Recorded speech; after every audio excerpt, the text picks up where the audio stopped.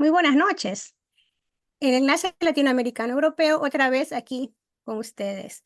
Estamos hoy conversando con la asambleísta ecuatoriana Sofía Espín. Estamos esperándola todavía porque al parecer ha tenido algún inconveniente, pero mientras tanto queremos contarles un poquito cuál va a ser el tema de hoy. Es la crisis energética por la cual pasa no solamente Ecuador, sino algunos países de América Latina. Tenemos la gran oportunidad y honor de tenerla a Sofía hoy aquí y nos alegramos de conversar con ella. Bienvenidos. Bienvenida, Sofía.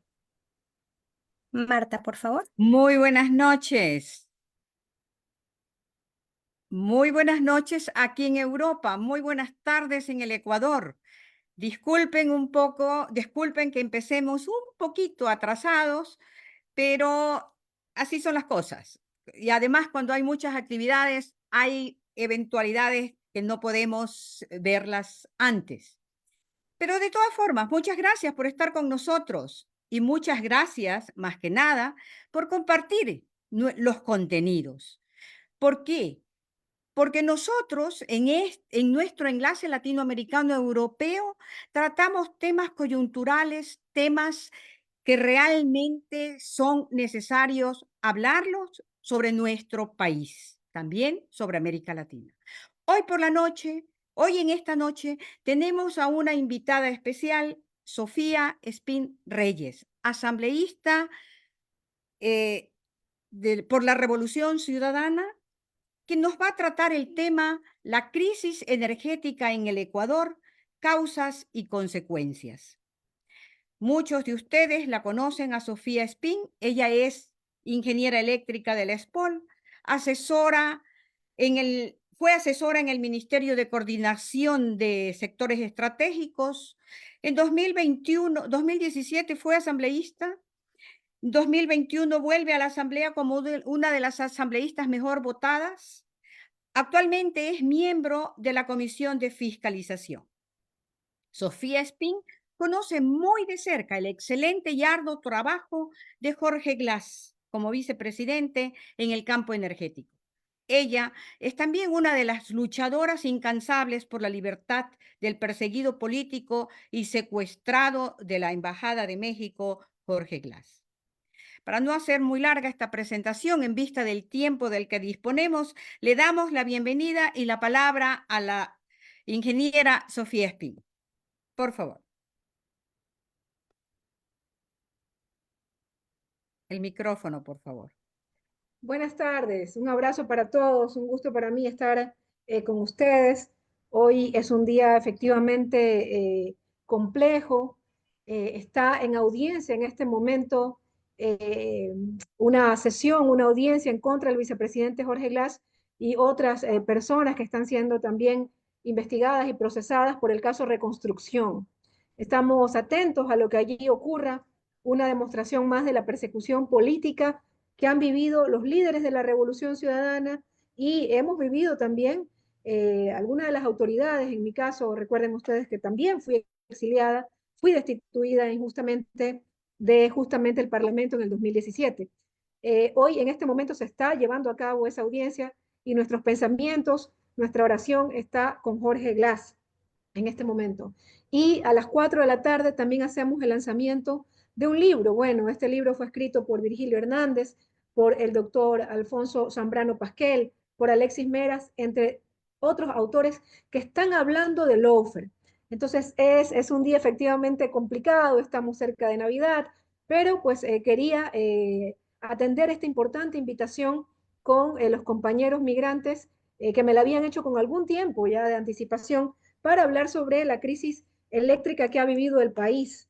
Yo les he enviado una presentación que me gustaría si la pueden ir poniendo para que la veamos todos y que se comprenda un poco cómo llegamos a esta situación. Cómo llegamos de ser un país que llegó a exportar energía eléctrica a sus países vecinos, a Colombia y a Perú, a ser un país que tenía 10, 12 y 14 horas de cortes de energía eléctrica. Entonces es fundamental revisar justamente esos antecedentes, qué ocurrió, qué pasó. Entonces aquí no sé si ya podemos yo le he puesto pues la crisis energética, ¿no? Vamos a hacer un balance de lo que ha ocurrido. No sé si ya podemos ir al tema. Pasemos a la siguiente lámina, por favor.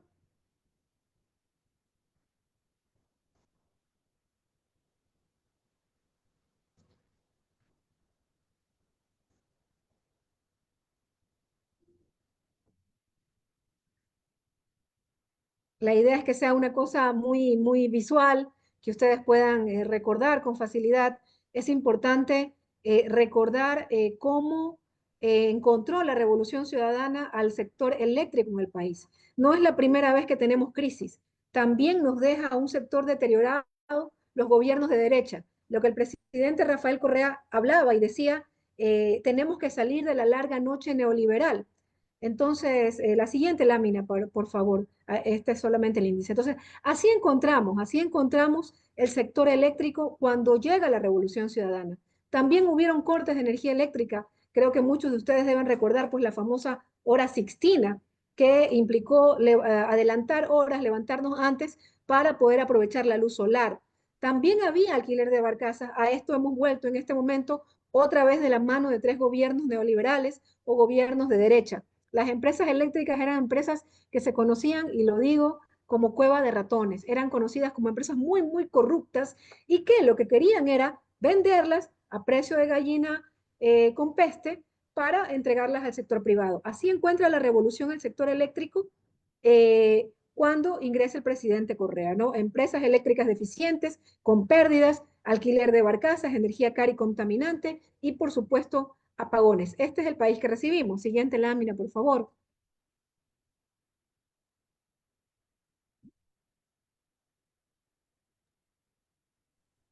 Lo siento que se queda parado un momentito.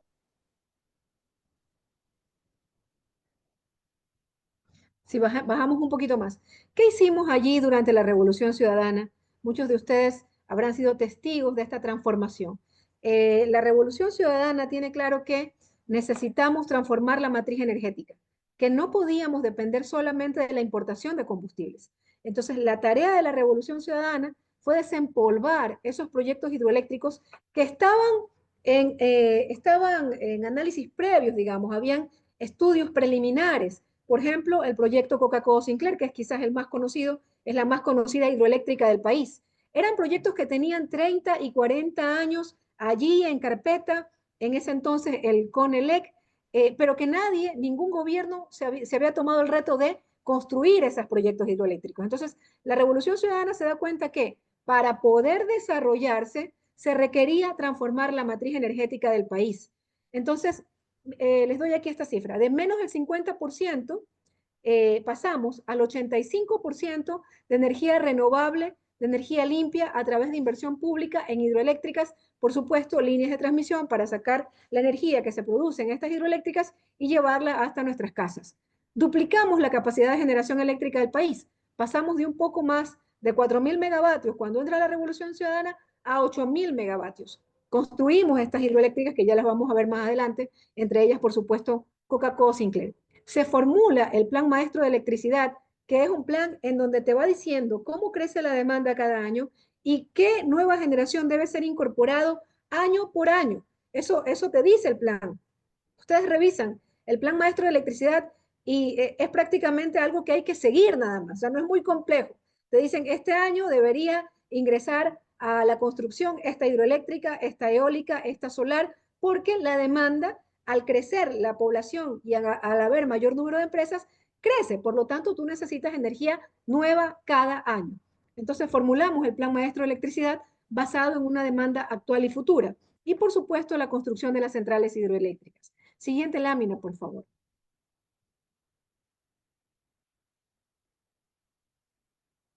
Aquí algunas de las hidroeléctricas que construye la Revolución Ciudadana de la mano de Jorge Glass.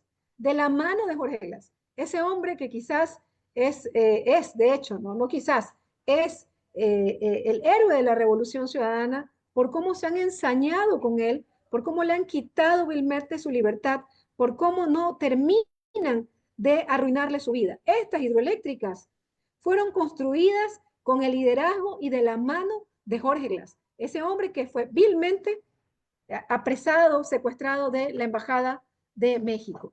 Manduriacu, 65 megavatios. Toachi Pilatón, 254 megavatios. La dejamos con un 92% de avance. En 8 años no pudieron construir ese 8%. El gobierno de Noboa va a finalmente, aparentemente lo que nos ha dicho, a concretar ya la construcción de Toachi Pilatón, pero no me va a decir que es mérito de él, porque es mérito de quienes dejaron en el 92% de avance esta hidroeléctrica, que además está en la vertiente occidental del país. Es decir, cuando llueve en la costa, también llueve en Toachi Pilatón y refuerza lo que no está lloviendo en la zona oriental. Se construyó Mazar Dudas, Quijos, Mina San Francisco, Sopladora del Citanizagua, Coca-Cola Sinclair, que es la joya de la corona. Siguiente lámina, por favor. Todo esto, toda esta ingreso de energía limpia, renovable, utilizando la fuerza de nuestros ríos, provocan que cambiemos la matriz energética. Cuando entra la revolución, dependíamos básicamente de termoeléctricas. Cuando se está ejecutándose, cuando se desarrolla la Revolución Ciudadana, construimos todas estas hidroeléctricas y llegamos a ser el 5º país en seguridad energética del mundo, ¿no? Y es un dato de un organismo internacional, no es un dato que lo estamos dando nosotros, es un dato de un organismo internacional. ¿Qué es esta imagen que está aquí? Es el complejo hidroeléctrico Pauta Integral. Aquí hay 3 hidroeléctricas. Está Mazar, que la Revolución Ciudadana la encuentra en un 17%, y es una de las primeras hidroeléctricas en ser inauguradas, es decir, la gran mayoría de la hidroeléctrica la construye la Revolución Ciudadana. Paute, que sí es una hidroeléctrica que tiene años de construcción, y Sopladora construye la Revolución Ciudadana, y la hidroeléctrica Cardenillo es la que estaban en carpeta y ya le correspondía ser construida en el gobierno de Moreno. Por supuesto, una hidroeléctrica de esta magnitud, de 595 megavatios, se toma su tiempo. Estamos hablando de una hidroeléctrica que puede tomar 4 años, pero Moreno debió comenzar ya la construcción de Cardenillo y no lo hizo. Ellos son los grandes culpables de los racionamientos que estamos viviendo. Siguiente lámina, por favor. ¿Qué es importante sobre el complejo hidroeléctrico Pauta Integral? Ese complejo está en la vertiente oriental del país. Todos los ingenieros eléctricos que han estado en el sector eléctrico del país, han trabajado en el sector, saben que hay sequía. Normalmente noviembre, diciembre, enero, febrero, saben que hay sequía. Entonces, ¿qué pasa cuando en ese sector hay sequía? Efectivamente, no tenemos agua en Paute, en Sopladora, en Mazar, tenemos que tener a punto las termoeléctricas. Entonces, ¿qué es lo que está pasando en este momento? Que durante 8 años no se le da mantenimiento al parque termoeléctrico del país. Llega la sequía, sabiendo, porque la sequía no es la primera vez que ocurre en este gobierno, ya hubo sequía en el gobierno de Lasso, sabiendo que se iba a repetir el racionamiento, la sequía, el gobierno de Noboa no le da mantenimiento a las térmicas. Eso es importante decirlo, ya más adelante lo voy a decir por qué.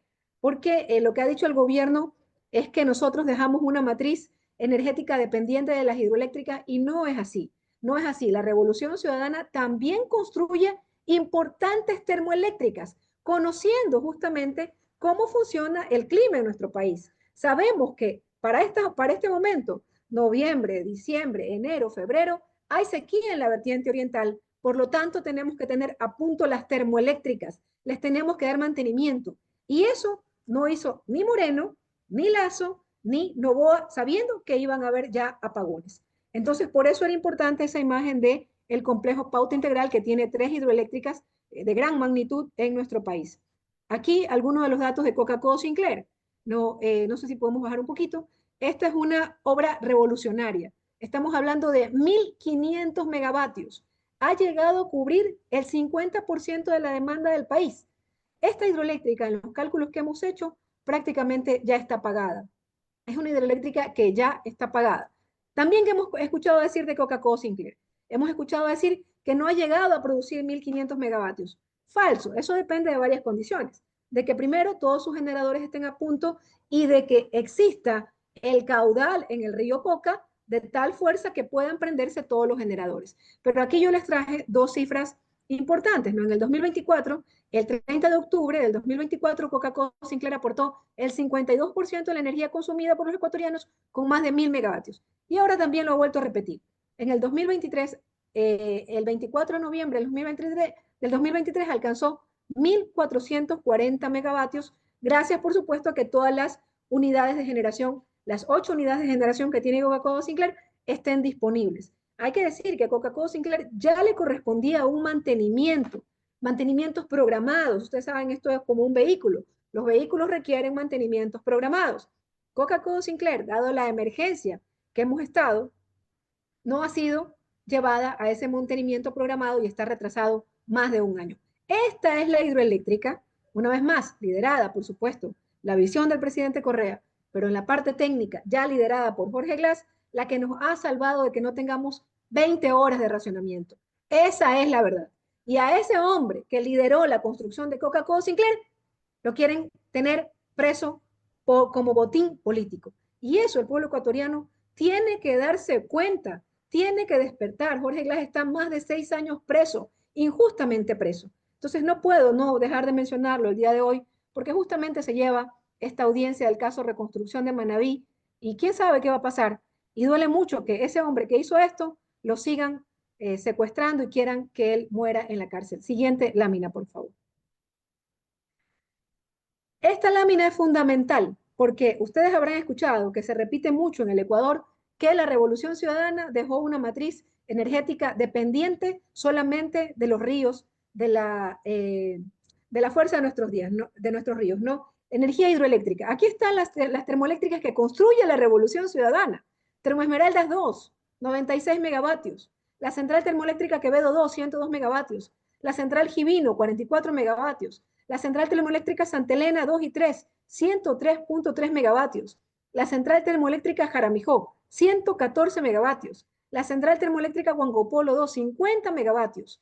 Construcción de centrales de energía no convencional como la central eólica Villonaco, que da 16.5 megavatios. Entonces, no es cierto que nosotros solamente dejamos hidroeléctricas, también dejamos térmicas, pero las térmicas hay que darles mantenimiento. No les dieron mantenimiento. ¿Qué hicieron con esos recursos?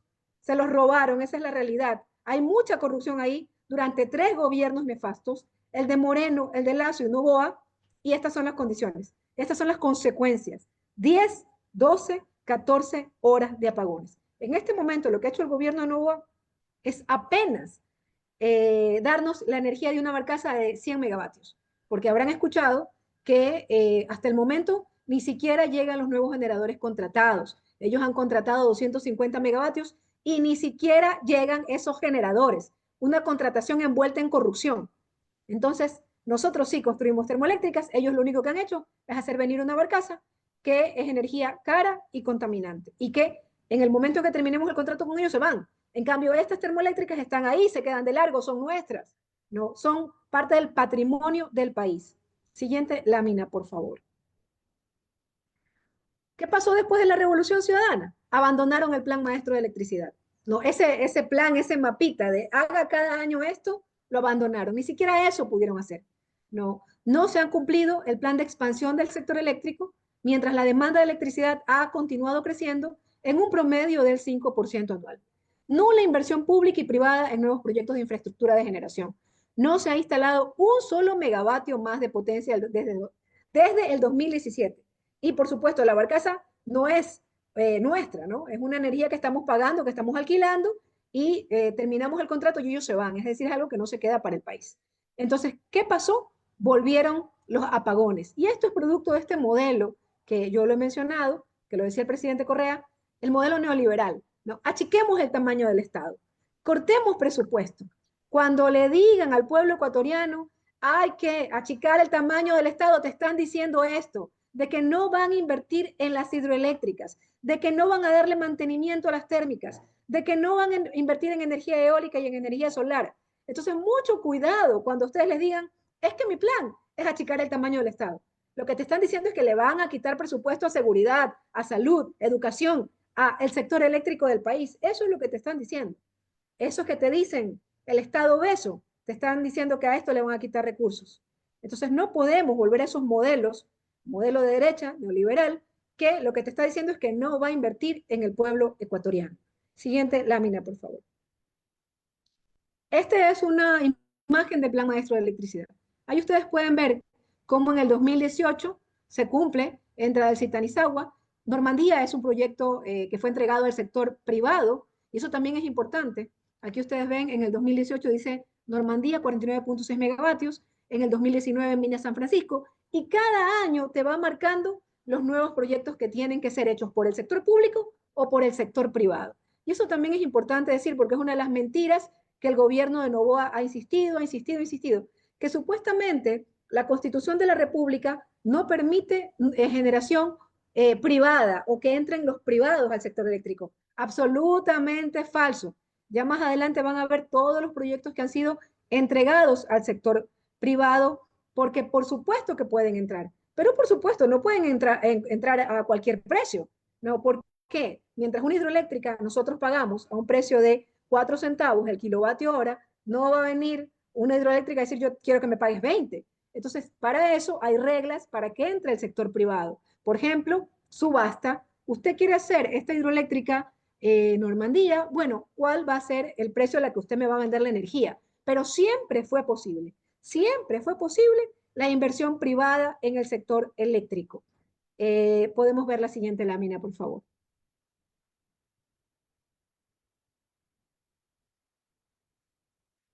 Bueno, desde el 18 de septiembre hasta el 31 de octubre se han perdido 4.608 megavatios. Y esta cifra, a la fecha, llega a 10.000 millones de dólares en pérdidas. No, a 10.000 millones de dólares en pérdidas. Esta cifra es una cifra anterior. Mi equipo me puso esta cifra. Teníamos este corte al 31 de octubre. Pero a la fecha, el Comité Empresarial Ecuatoriano y otros sectores del sector empresarial del país reconocen que las pérdidas llegan a 10.000 millones de dólares, producto de estos apagones, cuando con una inversión de 300 millones hubieran tenido a punto el parque termoeléctrico y esto no hubiera ocurrido. Eso te habla de que en realidad no quieren al Ecuador, no quieren al Ecuador. Llegan al poder para hacer negocios ellos y sus amigos y su familia, pero no para sacar al país adelante. Los 3 últimos gobiernos recibieron más de 43.000 millones de dólares de dinero fresco de deuda pública. De esos recursos, ni un solo centavo fue invertido al sector eléctrico ecuatoriano. Imagínense, piden deuda y ¿en dónde se va? ¿Dónde está esa plata? Porque en educación no está, en salud no está, en carreteras no está, en el sector eléctrico, en generación no está, en transmisión no está, en distribución no está. ¿Dónde está esa plata? Se la llevan a las reservas internacionales para prepagar deuda, para pagar a punto la deuda externa y que se cotice bien. Por supuesto, baja ejecución presupuestaria en el sector eléctrico. La ejecución no llegaba al 30%. Entonces, ni siquiera ejecutan lo poco que tienen. Retiraron presupuesto de empresas eléctricas para financiar al Estado. Descubrimos que ACELEC, la empresa justamente que maneja las termoeléctricas y las hidroeléctricas del país, las públicas, le quitaron fondos. Alrededor de 500 millones de dólares del gobierno de Lasso y Noboa le han quitado a esa empresa. Entonces, ¿cómo le podemos exigir a una empresa que tenga las térmicas a punto si de paso les quitan presupuesto? Esta es la realidad. Mientras la Revolución Ciudadana invertía en las térmicas, invertía en hidroeléctricas, invertía en tener un sector eléctrico eficiente, donde estas empresas generaban utilidades, Selec, Senel, Transelectric, llegaron a generar utilidades, empresas eficientes con técnicos capacitados. Ellos quieren empresas enfermas, desfinanciadas, que no funcionen, una vez más, para privatizar el sector eléctrico del país y entregárselo a los privados, hacerle negocio a algún privado. Siguiente lámina, por favor. Esta lámina es muy importante, una vez más por lo que yo les decía. Dicen que durante la Revolución Ciudadana, que con las leyes de la Revolución Ciudadana y que con la Constitución de Montecristi, los privados no podían invertir en el sector. Aquí les puse algunos de los proyectos. Durante la Revolución Ciudadana sí se concesionaron proyectos al sector privado, ¿verdad? Aquí hay algunos, Sicchos 19 megavatios, Due 50 megavatios, El Inga 4 megavatios, Pichacay 1 megavatio, Hidro Normandía 49 megavatios y así. El gobierno de Lasso también entregó al sector privado. Aquí les pongo del lado derecho, ustedes pueden ver todos estos proyectos que Lasso, el último día que estuvo en funciones, entregó al sector privado. Entonces, ese discurso falso, mentiroso, del señor Noboa se cae por su propio peso. No necesitaron reformar ninguna ley, ni la Revolución Ciudadana, con las leyes que tenían, entregaron a privados. Y el señor Lasso también entregó, claro, el último día, no dejó firmado. Este gobierno, ¿qué le correspondía hacer? A este gobierno lo que le correspondía era verificar que esos proyectos concesionados se ejecuten. Pero ¿saben lo que han hecho? Ni siquiera hay una piedra de esos proyectos concesionados. Son proyectos solares, son proyectos eólicos, son hidroeléctricas. ¿No? Ni siquiera verifican, hacen seguimiento a que esos proyectos se ejecuten. Esa es la inoperancia del gobierno esa es la inoperancia del gobierno del señor Noboa. La siguiente lámina, por favor.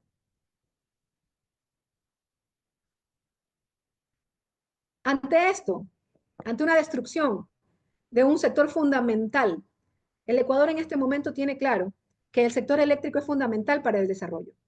Nuestra compañera Luisa González presenta el Plan Genera.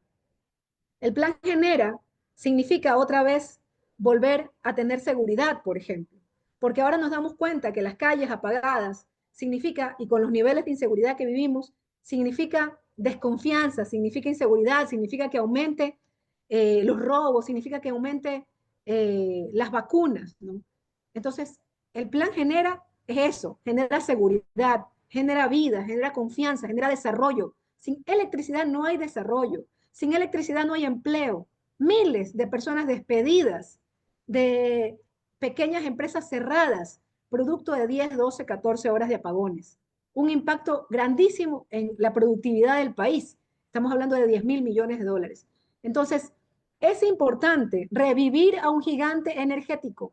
Es importante. Ecuador es un gigante energético. Ecuador tiene una potencialidad en volcanes, energía geotérmica, en la fuerza de sus ríos, energía hidroeléctrica, en gas, que por supuesto tiene que todavía seguir la prospección para saber dónde está el gas del Golfo, ¿no? Eólica, fotovoltaica.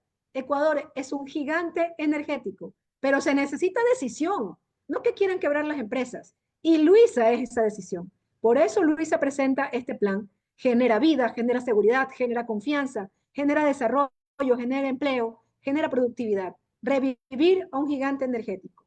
¿Qué vamos a hacer con la compañera Luisa González? La siguiente lámina, por favor.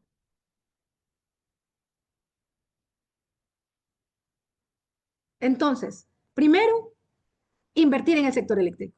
Necesitamos invertir alrededor de 700 millones de dólares para recuperar 600 megavatios que están ahí indisponibles. Eso es fundamental. Es decir, retomar, poner a punto el parque termoeléctrico del país. Primero, eso es fundamental. Por 80 millones, por 100 millones, dejaron que tengamos una crisis que son pérdidas de 10.000 millones de dólares. Segundo, recuperar la institucionalidad, recuperar a los técnicos del país. Es fundamental recuperar la institucionalidad. ¿Qué hizo Moreno? Por recortes mínimos, unió 3 ministerios en uno: petróleo, minas y electricidad y energías renovables. Por ahorros mínimos. Estas son las consecuencias. Entonces, ¿qué es lo que hay que volver a hacer? Tener un ministerio dedicado solo al tema eléctrico. Retomar el Ministerio de Electricidad y Energías Renovables. Eso es fundamental para tener a los técnicos solo pensando en que esto no ocurra nunca más en la historia del país. Es fundamental. Parecería una cosa menor, pero no. En este momento tenemos un técnico pensando en petróleo, pensando en minas, pensando en electricidad. No podemos así. Necesitamos un ministerio dedicado. Por supuesto, control de pérdidas y robos. En este momento las pérdidas han crecido alrededor de 300 millones de dólares. Tenemos que volver a tener esas empresas eficientes. Necesitamos que todas las familias ecuatorianas que quieran producir su propia energía utilizando energía fotovoltaica lo puedan hacer. Es decir, contratan una empresa, les instalan paneles solares, el Estado ecuatoriano les da el crédito para que paguen esos paneles solares. Esa familia ya no le paga a la empresa pública de electricidad, paga sus paneles solares nada más. Cuando hay un excedente por algún motivo, la familia ahorra esa energía, está de vacaciones, entonces hay un saldo a favor. La familia ecuatoriana puede recibir ese saldo a favor. Entonces es una ayuda inmensa para el Sistema Nacional Interconectado que las familias ecuatorianas dependan de energía solar y ya no se conecten a la red pública, no se conecten al Sistema Nacional Interconectado. Este será un programa que impulsaremos con mucha fuerza. Programa Red Solar Familiar. Ustedes que están en Europa saben que esto existe, que lo pueden hacer tranquilamente en Europa, depender que el consumo de la familia ecuatoriana sea un consumo de una energía renovable como es el sol. Aquí es nuestra banca pública la que nos dará crédito para que podamos poner estos paneles. El mismo monto que pagamos en electricidad, ahora lo vamos a pagar en nuestros paneles. Y eso por un tiempo. Terminamos de pagar los paneles, digamos que lo terminamos de pagar en 3 años, en 4 años. De ahí en adelante prácticamente no se pagará energía eléctrica porque toda la energía consumida usted la está consumiendo directamente del sol a través de sus paneles solares. Entonces, este es un programa que se le va a dar muchísimo impulso. Podemos seguir, por supuesto, ya también lo dijimos, recuperar el parque termoeléctrico, una inversión también de $300 millones. La siguiente fase, esta es una fase a corto plazo. Necesitamos unas acciones inmediatas para no volver a tener apagones como los que hemos sufrido. Siguiente lámina, por favor. En 2 láminas terminamos el plan. Miren, este dato es súper importante. Hay 1.941.000 luminarias, las luminarias públicas. Eso consume, ese 1.941.000 luminarias, consumen 200 megavatios.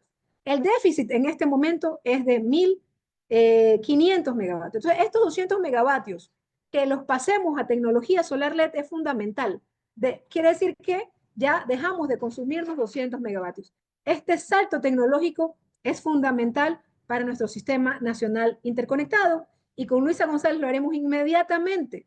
No podemos utilizar nueva tecnología, solar LED, y nos vamos a ahorrar 200 megavatios. Por supuesto, participación del sector privado en energías renovables. 300 megavatios en generación de energía fotovoltaica, 150 megavatios en generación de energía solar, como manda el plan maestro de electricidad.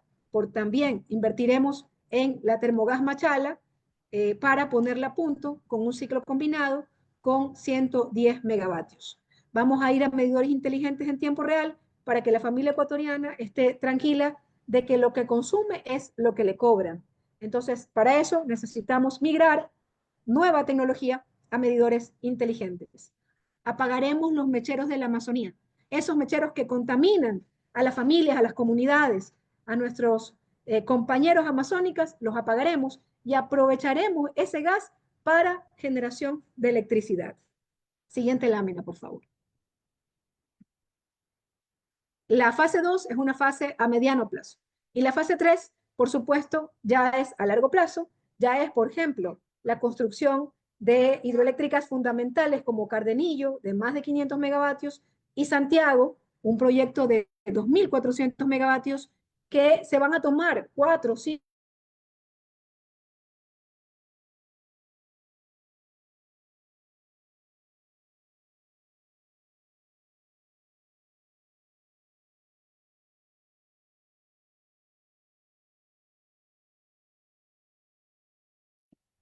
Al parecer tenemos una interrupción. No sabemos, la hemos perdido a Sofía. No sé si ella se conecta nuevamente. Sí,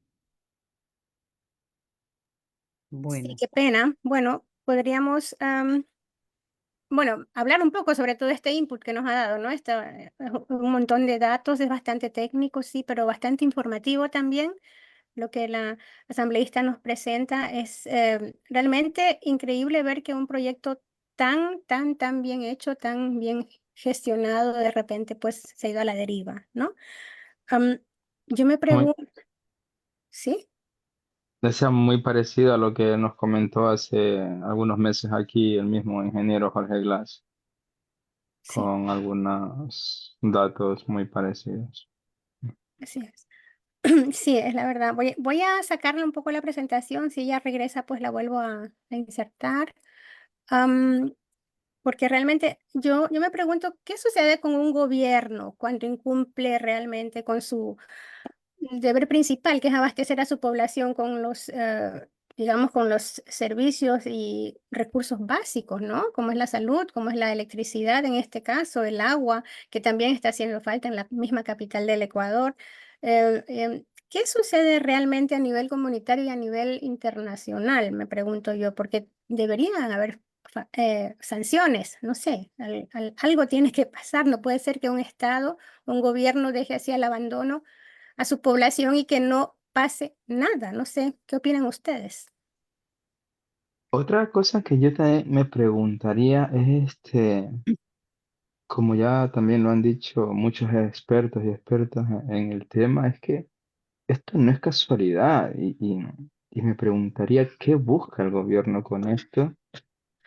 Y hay que decirlo, aunque suene frío o duro, electoralmente, ¿qué espera con esto? Porque me acaba de decir también Sofía Spin que ya va a dar por inaugurada una obra que la dejó casi terminada, en más de un 90%, el gobierno de Rafael Correa, y probablemente querrá agarrarse de eso para ponerse la medalla de haber apagado un incendio que él mismo provocó. No sé, hay tanto que cuestionarse aquí.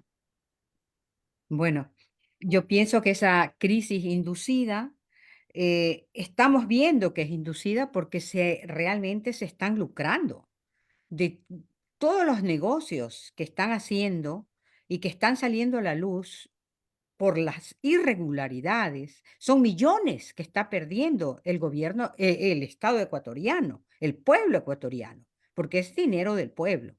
Progen es o Progen, no sé si es que Progen a veces escucho decir, es uno de los casos. Y allí, por ejemplo, salió la ministra, em, ¿cómo se llama la ministra? Em, Inés Inés Manzano, salió a decir que realmente no sabían dónde estaba la empresa, que la empresa los había engañado, que no sabían si realmente los generadores o algunas de las partes de estos generadores y se iban a hacer en los Estados Unidos o en China, pero al final no hay realmente una información clara porque el ex ministro Luque y el ex viceministro Calero estuvieron supuestamente en esta firma para poder habilitarla antes del contrato. Y justamente ellos advertían que ellos no querían que ocurra ninguna demora, etcétera, etcétera. Pero vimos que no es verdad. Ese dinero lo han sacado no sabemos dónde está. Lo mismo pasa con esta otra empresa, Austral Technical Management. No se sabe dónde está, es una dirección supuesta. Incluso el mismo Teleamazonas fue a hacer un reportaje, no encontró a la empresa donde supuestamente estaba. El edificio era un edificio privado, es decir, que nos mienten. Nos mienten porque ellos están haciendo los negocios. El ex ministro Wong desapareció. No sabemos dónde está. Se dice que está en Colombia. No sabemos qué hace en Colombia, pero de un momento a otro dejó su puesto. Entonces, todo esto nos lleva a ver que sí, que hay tanta corrupción en el gobierno y es denunciada públicamente, pero lo que pasa es que estamos como en manos, bueno, es- todo está contaminado de tal forma o está en las manos de este gobierno que estamos como atados. Ahora, lo único que nos queda es la asamblea. Y la asamblea ha propuesto ahora, y justo sería, bueno, si es que ingresara la asambleísta, nuestra ponente, para decirnos en qué queda no propuesta, no se puede decir, sino la solicitud de fiscalización tanto al exministro Luque como a la ministra Manzano. Y eso tiene que darse. Ahora, no sé hasta qué punto una asamblea pueda incluso también fiscalizar a un presidente, porque lo que está ocurriendo yo no soy abogado, pero yo leo lo que, por ejemplo, un abogado como el doctor Campaña dice, que es un abogado de derecha, que analiza el asunto y dice, eso es especulado, todo lo que está ocurriendo, todos los negocios que se están haciendo. Entonces, bueno, compañeros, no quería quitarles la palabra a ustedes, pero vemos que realmente nosotros tenemos que seguir informando, porque a la gente la desinforma la prensa hegemónica. Así es, Marta. Tú dijiste de que lo único que nos queda es la asamblea. Yo quisiera verlo, digamos, de que también tenemos otros sectores, digamos, de que están completamente olvidados de cierta forma, eh, porque la inseguridad, la sanidad, la educación, digamos, todo el país está hecho un desastre.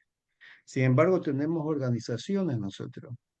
El país tiene organizaciones sindicales, trabajadores, por todos lados, campesinos, incluso estudiantiles, pero están por ahí, están en silencio también. Pero principalmente los partidos políticos. No tenemos, digamos, una izquierda que se ha puesto de acuerdo y hablamos también de la unión de la izquierda, pero también hay partidos de centro y hay partidos de centro izquierda y, ¿por qué no decirlo ahora también? En nuestra situación ecuatoriana, centro derecha y que están afectados también, juventudes juventudes derechistas que también están afectados y que también debería ser, digamos, recuperados de alguna forma en este momento, en estas situaciones que estamos viviendo. Es decir, no, conquistar la democracia popular, irnos allá, recuperar, digamos, esa categoría de pueblo que la tenemos, pero estamos en cierta forma, tú lo decías, cerrados, amarrados, ¿no? Las organizaciones no respondemos, digamos, y el pueblo también está observándonos qué es lo que nosotros hacemos, ¿verdad? Eso me hubiera gustado, digamos, tomarlo con Sofía Espín. Eh, Desgraciadamente parece que no, que se ha cortado completamente. Y lamentablemente parece que ha tenido un problema técnico y no va a volver. Pero bueno, o sea, es un problema que nos ocupa a todos, por supuesto, y lo trágico es ver ahí un Estado incapaz siquiera de dar una respuesta o de justificar por lo menos esa incapacidad técnica, ¿no? Y gerencial que tienen todas las instituciones que son responsables de todos los sectores, ¿no? En este caso, el sector energético. Am, a mí es que de verdad que yo tengo que hacer la pregunta también de qué sanciones podrían haber después de que se recupere un poco, porque nos van a costar unas décadas, yo creo, otra vez reponernos de toda esta desgracia, lamentablemente. Pero yo considero que un Estado o un gobierno no puede simplemente hacer y deshacer y que la comunidad internacional sí, los países aledaños pues simplemente se queden sin decir nada, no sé.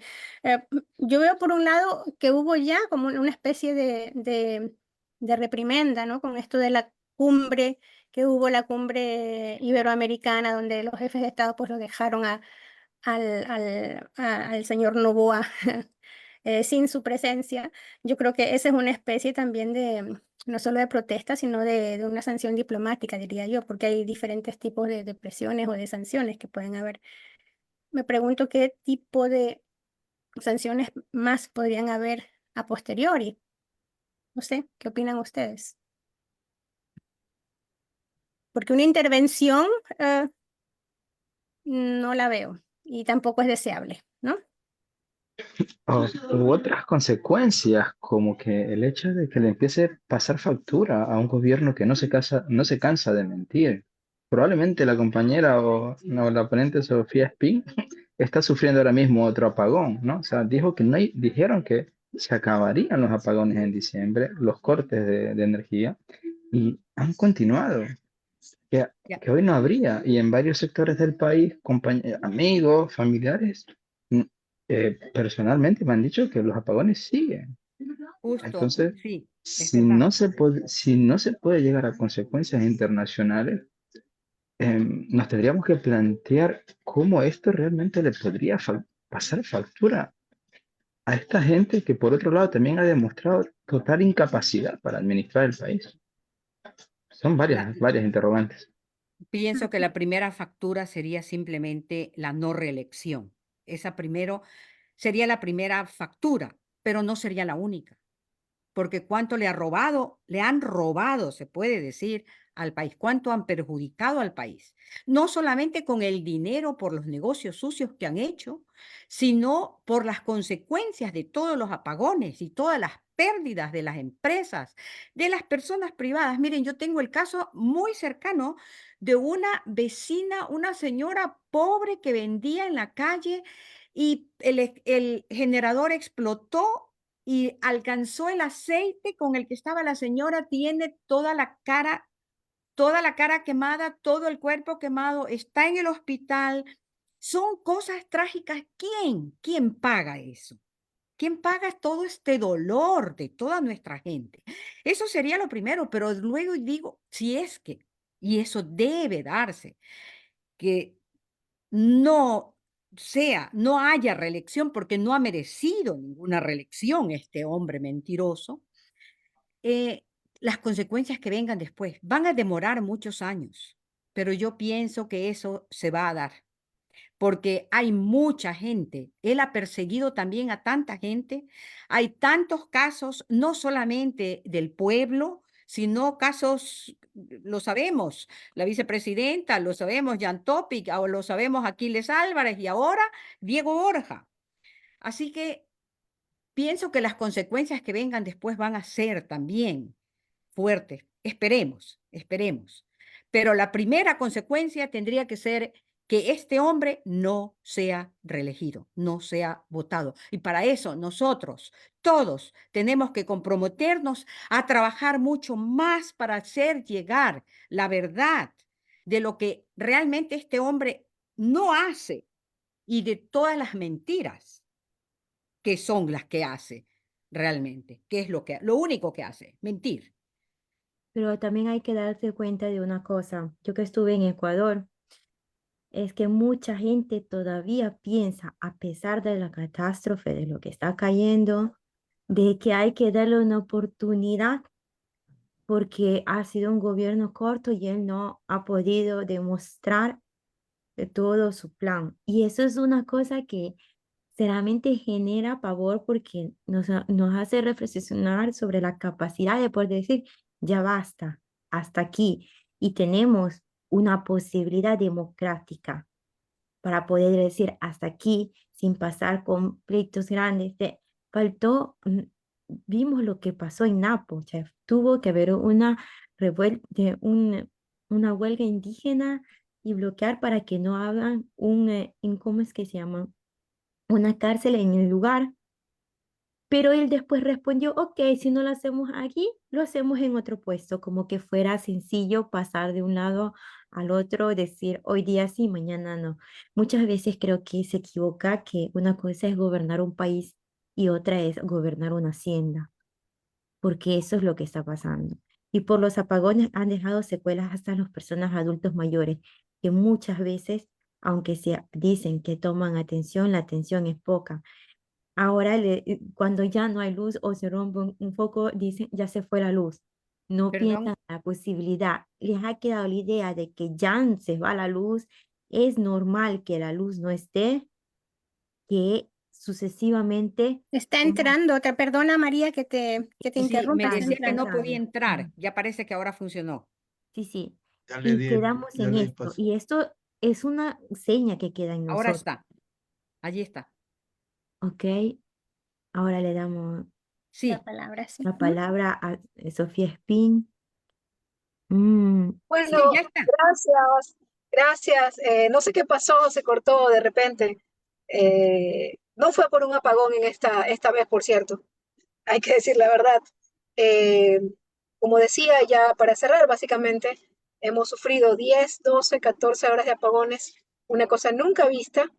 El gobierno nacional le echó la culpa básicamente a la sequía, al problema climático. Lo que no dijo el gobierno nacional es que la sequía fue regional. Sin embargo, el único país que tuvo apagones fue Ecuador. Y eso es porque no se prepararon para estar a punto y para afrontar ese nivel de sequía que iba a tener el país. A pesar de que el presidente Noboa, en campaña, él dijo que conocía el problema eléctrico, que él iba a resolver el problema en 9 meses, dijo que el problema era de transmisión eléctrica, cuando en realidad, y ahora todo el Ecuador sabe, el problema siempre fue de generación eléctrica, de tener arregladas las termoeléctricas, de darle mantenimiento y por supuesto poner nuevos megavatios a operar. Eso era también necesario y no lo hicieron. En ese sentido, ¿qué es lo que está ocurriendo ahorita y por qué ahora ya no hay cortes de energía? A pesar de que el señor Noboa apenas ha puesto solo 100 megavatios de una barcaza a producir, básicamente es porque está lloviendo en la zona del Paute Integral. Las lluvias nos están salvando. Las lluvias son las que nos están permitiendo que en este momento no haya cortes. La importación de energía eléctrica de Colombia. Yo en un tuit ponía en tono de, pues, decía que aquí hay que agradecerle al presidente Petro y a San Pedro, básicamente. Y no podemos no dejar de agradecer a Jorge Glass por haber liderado la construcción de esa obra revolucionaria que es Coca-Cola Sinclair. Si no fuera por Coca-Cola Sinclair, los apagones hubieran llegado a 20 horas al día. 20 horas al día. Y también hay que decir, para cerrar, que en realidad el señor Noboa no está cumpliendo su palabra de que supuestamente a partir del 20 no iban a haber apagones, porque para lograr que las familias no tengan apagones, mandó a apagar varias industrias de acero, mineras y otras industrias, las mandó a desconectar para que la familia ecuatoriana no tenga apagones. Pero eso, bueno, nosotros lo sentimos algo favorable, pero en realidad siguen afectando a la producción del país, siguen afectando al Ecuador, porque nunca estuvieron preparados para dirigir Ecuador, no sabían, no conocían y llegaron al poder a hacer negocios extraños. Por eso hasta el momento ni siquiera han podido traer unos generadores para tener 250 megavatios, que fue el primer bloque de energía que se comprometió el gobierno de Noboa y no lo hizo. Entonces, aquí la única opción que, porque cuando la Revolución Ciudadana da su palabra, la cumple, la única opción para salir de esta crisis, es que Luisa González llegue al poder. Ella sí va a solucionar el problema eléctrico que tenemos, porque sabe lo que tiene que hacer, conoce el sector, tiene un plan a corto, mediano y largo plazo y, por supuesto, tenemos atrás nuestra experiencia de haber construido 8 hidroeléctricas, de haber construido más de 6 termoeléctricas y de haber transformado la matriz energética del país y haberla llevado a ser la 5ª matriz energética más segura del mundo. No sé si tienen alguna pregunta. Yo ya estoy rumbo al lanzamiento de un libro sobre persecución política. No pasa nada, nosotros lo sabíamos de antemano. Nosotros agradecemos enormemente a nuestra invitada Sofía Espín por compartir su tiempo y sus perspectivas. Valga la oportunidad también desde L para solidarizarnos con la persona que promovió de manera inigualable este cambio de matriz energética en Ecuador. Nos referimos, por supuesto, a Jorge Glass Espinel, el ex vicepresidente, y para quien exigimos realmente que se le otorgue el debido salvoconducto para ir a México, país que le otorgó el estatus de asilado político. Esperemos que haya por lo menos una llamita de justicia en nuestro país. Enlace Latinoamericano Europeo es un proyecto creado por ecuatorianos y ecuatorianas migrantes y colaboradores de Ecuador y Europa. Queremos construir juntos un espacio de integración y unión en lo cultural, en lo político y en lo social de una manera participativa y consensuada. Agradecemos también el apoyo y la generosidad de los voluntarios y de la audiencia presente en este conversatorio. Los invitamos a seguirnos en nuestras redes sociales y a formar parte de nuestra familia. Muchas gracias y hasta la próxima.